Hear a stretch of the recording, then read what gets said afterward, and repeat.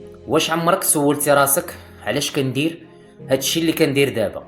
خدام ولا كنقرا ولا غير كندوز الوقت بلا حتى شي هدف واضح؟ المشكل ماشي في انك واش تخدم ولا تقرا، المشكل هو واش عارف علاش.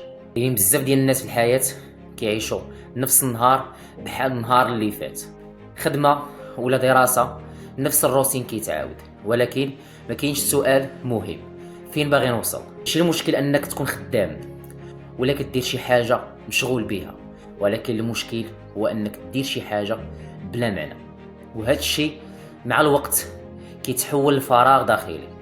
ما كايناش شي حاجه كتحفزك باش تزيد لقدام.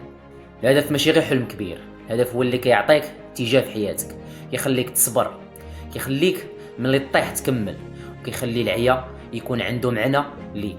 وحتى في التدريب ديالي انا تعلمت ان بلا هدف واضح كيبقى الجهد غير مجهود ضايع، ولكن ملي كيولي عندك هدف كل حاجه كديرها كتولي عندها قيمه.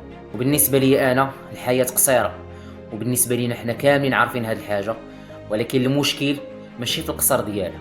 واش غادي تعيشها وانت عارف فين غادي، ولا غادي غير دوز الوقت ولا الايام ديالك بلا معنى؟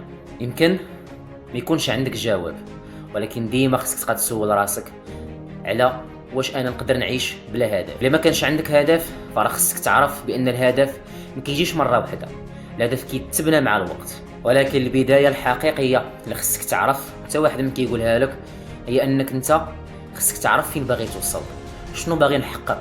هذه هي اول حاجه خصك تبدا بها. شنو هي الحاجه اللي غتعطي الحياه ديالي معنى؟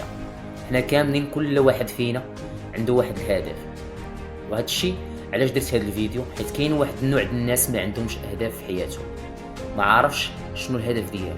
يمكنش يكون شي واحد مخلوق بلا ما يكون عنده واحد لي كاليتي ولا واحد المهارات كيمتاز بيهم.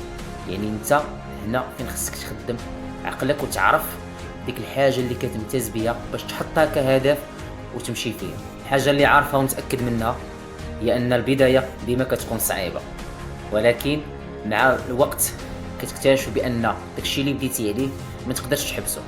كيف ما انا دابا كنحاول ندير لك هذا الفيديو، حتى انا مازال عندي بزاف ديال الاهداف باغي نحققهم وبزاف ديال الحوايج، ولكن داك الهدف هو اللي مخليني اصلا درت هذا الفيديو هذا، وندير بزاف ديال الحوايج باش نحقق الهدف اللي باغي نوصل ليه بابسط الحوايج اللي يقدروا يبانوا لاي واحد انهم حاجه بسيطه، ولكن كيعطيو للحياه ديالي معنى باش نزيد لقدام. اخر هذا الفيديو هذا باش ما نطولش عليك، الا ما كانش عندك هدف فخصك تعرف الهدف ديالك، لان اي واحد فينا كيمتاز بواحد لي كاليتي اللي تقدر يحطها هي الهدف ديالو باش يقدر يكون عند الحياه ديالو معنى، وفي نفس الوقت اي حاجه دارها يعرف علاش كيديرها.